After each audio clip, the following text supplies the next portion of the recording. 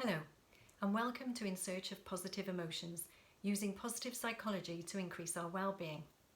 I'm Sally Evans, and I'm a business psychologist. I spend my working life helping people to have more fulfilled and satisfying working lives themselves. It's a great job, not least because I really do try and practice what I preach.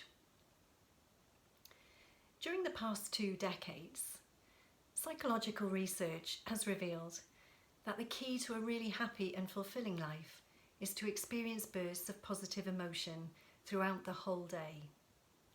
Positive emotions don't just make us feel good, they actually broaden our horizons and they build our social, physical and intellectual skills. An avalanche of studies has shown that happy moments, and no matter what their source, lead us to be more sociable and more likeable. If we experience positive emotions, we're likely to be more productive and energetic. We will be more active and resourceful. We will even be more healthy and resilient. And it's also considered that we will be more helpful, friendly and creative. So lots of very good reasons why we should experience the top 10 positive emotions. The top 10 positive emotions help us have those uplifting moments and have the greatest impact in terms of lifting our well-being. Those emotions are joy, awe, interest, pride, love, inspiration, serenity, hope, amusement, and gratitude. Ensuring that you experience at least some of these during the day is a surefire way to increase your own serotonin and oxytocin levels. These are really important, positive and helpful neurotransmitters for our psychological and mental well-being. They can induce calm, and we need these neurotransmitters to be firing just so that we can feel valued, that we feel trusted, that we feel loved and cared for, and to induce a real sense of good well-being. Experiencing these emotions will significantly reduce our cortisol levels. Cortisol is another neurotransmitter, but it's not always a helpful one, as it's not so good to have it in very high levels or for long periods of time. And we're often susceptible to cortisol, particularly during difficult times in our lives when we may have anxiety or worry. Now that the whole world is being challenged with perpetual worries, uncertainty and disruptions in our daily lives, it's even more important that we generate a stream of positive emotion boosts throughout the day. So how do we go about doing that? When I was preparing for the video, I considered describing in great detail the dozens of empirical studies that hold the implications for how we can weather trying times and maintain and even increase our happiness during difficult times. But I'm not going to do that. Instead, I'm going to offer you a very simple, evidence-based, step-by-step guide which suggests the different activities that we can each try every week that will leave us feeling happier, healthier and more uplifted at all times. My number one step is to practice gratitude. Now, I know that it's not easy to be grateful, particularly during very challenging times, but gratitude is one of the best antidotes to negative emotions like fear, anxiety and worry. One step that you can take is to keep a gratitude journal. When you wake up in the morning, just reach for your journal and just jot down a few things that you're grateful for that day. Now, it could be anything from the mundane, such as your flowers are finally in bloom, to something far more magnificent, like your child's first steps. And if there's a particular person in your life who has been really supportive or helpful, don't just write that down in your gratitude journal. Why don't you wait and express your appreciation directly to them? Go ahead and do that. Call them today and thank them. You'll feel not only happier and more connected, but you'll also be inspired to be a better person as a result of reaching out and showing your appreciation. Step number 2 is to really try hard to be optimistic. I know this is not always easy, but whenever possible during the day, we need to try and see the bright side of a situation, look for the silver lining in the adversity, Perhaps notice what's going right as opposed to what's going wrong in any given situation, and just ask yourself that question. Once a week, you might also like to jot down in a journal what your hopes and dreams might be for the best possible future for you and your family, whether that be in a year or maybe 5 years' time. You'll be really surprised how uplifted you can feel when you set out your vision for a happy future and write that down in your journal. Evidence has found that daily journaling, particularly what went well, can be extremely beneficial in reducing levels of anxiety and increasing mental health and well-being. So remember, WWW. In your new journal, try writing down every evening, just before you go to bed, the 3 things that went well today. And at least you will go to sleep on serotonin, and it should give you a better night's sleep. Now, step number 3 is all about appreciating our senses. Every day we should make a special effort to pay close attention to our wonderful senses. You can do this in a number of different ways. By appreciating maybe the sweetness of a piece of fruit, or enjoying the smell of some freshly cut grass, or really listening to every note in your favourite piece of music. Whatever is right for you, take the opportunity to slow down and notice your senses. It really helps to sharpen your perceptions. You might want to try to block out some of your other senses once in a while. So for example, next time you have lunch, why not think about closing your eyes while you're eating your lunch? You really will notice that you'll get a lift from experiencing the different flavours. You may not have noticed them before.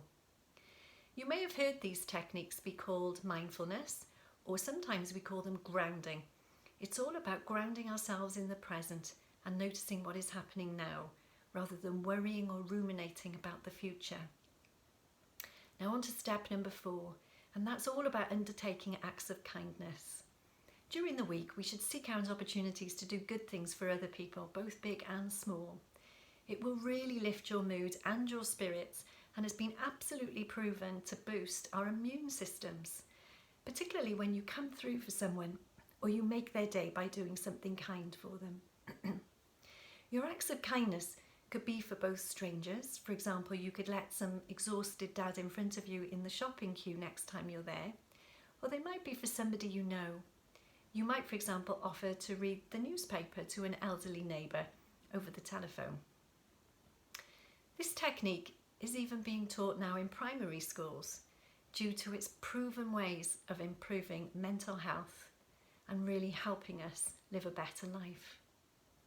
Step 5 is about understanding and practicing the importance of a genuine connection with others. Research has also shown that having rewarding personal relationships provides one of the strongest boosts that we can to our mood and to our happiness.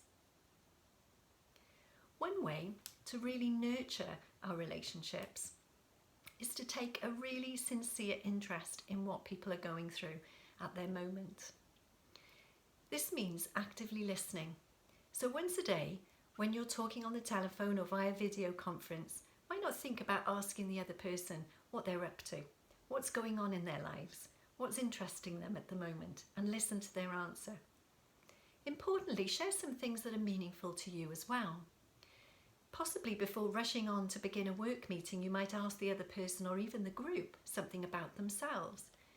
You may be pleasantly surprised by what you find when you take the time to interact a little more socially and show that you care, rather than jumping straight into a work meeting.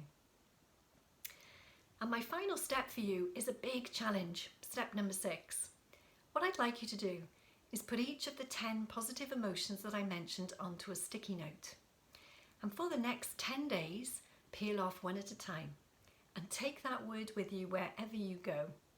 That positive emotion on the sticky note will become your daily flourishing mission. Put your sticky note onto your notebook or on your bathroom mirror, in your handbag or in your wallet. Carry it round as a reminder to you that you are now going to go in search of that positive emotion through the day. I'd like you to take in the essence of the word and really try hard to think about how you're going to bring it about in your life that day. You'll need to go in search of that positive emotion, but when you find it, I want you to bask in it Really enjoy it. That feeling will truly help you flourish for the rest of the day. Would you like me to remind you what those positive emotions are? So, number 1 is joy. Joy happens in an instant. It's a perfect moment captured when all is just exactly as it should be. You'll need to go in search of what brings you joy. Number 2 is gratitude. As I mentioned, gratitude is a moment of realising that someone has really gone out of their way for you, or simply feeling overwhelmed with your heart opening after perhaps being moved in some way. With gratitude comes a desire to give in return or to pay it forward in some way. When did you last experience deep gratitude? Number 3 is serenity. Serenity is like a mellow, relaxed or sustained version of joy. It's really about feeling very calm. It's about a peacefulness that perhaps comes on a cloudless day when you suddenly realise that there's nothing you have to do and nowhere you need to be. I'd like you to think about whether serenity has crossed your door lately, and how do you go about feeling serenity? Number 4 on our positive emotions list is interest. So interest is all about having a heightened state of awareness that calls your attention to something new or that inspires fascination and curiosity. So why not reflect on what really interests you in these difficult times? Think about how you can get more interest into your life. Number 5 is hope. Such an important positive emotion. Dr. Barbara Fredrickson, who is a renowned psychologist who studies positive emotions and the impact on our well-being, describes it best as, unlike other emotions that arise out of comfort and safety, hope springs out of dire circumstances, just like a beacon of light. Deep within the core of hope is the belief that things can change, that they can turn out for the better, that possibilities exist. Hope sustains us and motivates us to turn things around. So again, go in search of hope and write down in your journal what brings you hope. Number 6 on our list of 10 is pride. Have you ever done something really well that took effort and time and you're proud of it? Maybe you reached a goal that you never thought was attainable. Then now's the time to be patting yourself on the back with unadulterated pride. So here's an opportunity for you to stand back, take a really deep breath and let it in, because you earned it. So what have you or others around you done that have made you feel proud? Writing it in your journal again will be really helpful. Number 7 is amusement or humour. Think of amusement as those delightful surprises that make you laugh out loud, something unexpected. It's a great feeling to have amusement sparkle out of nowhere and to instantly change your perspective on life. Have you had any amusement in your life recently? If not, go in search of it. Number 8 is inspiration. Inspiration is a moment that touches your heart and nearly takes your breath away, or actually takes in your breath, as the word literally translates, inspiration. Inspiration whispers as you watch a perfect sunset, witness academic or athletic excellence, or observe unexpected triumphs over adversity. So what brings inspiration in your life? Where can you find inspiration? Number 9 is awe. Awe happens when you come across goodness on a grand scale and you feel overwhelmed by greatness. Awe is triggered when we're faced with the vastness of nature, or perhaps something like the cosmos. Gazing at the Milky Way or standing at the very top of an enormous mountain range will trigger awe. So again, go in search of awe. Have you ever had a moment of awe? Reflect on that and go in search of it. And finally, number 10 is love. Love encompasses all of the positive emotions that I've already talked about, really. When we experience love, our bodies are flooded with the feel-good hormones that reduce stress and lengthen our lives. But like all the emotions, we need to go in search of it. We need to find it and we need to share it. And we need to be in the moment long enough to recognise what we are feeling. We need to notice all of these wonderful positive emotions, label them, and say them out loud. This is what I'm feeling today. I hope that you have enjoyed learning a little bit more about the benefits of experiencing positive emotions, and that you take the opportunity to practice the steps that I've mentioned and to go in search of positive emotions. I've suggested that you should do this on a regular basis, and I hope that you take the opportunity to do that. Go in search of more positive experiences in your life. All of these positive emotions will make a significant difference to your well-being, and they will improve your emotional health, I guarantee. Good luck.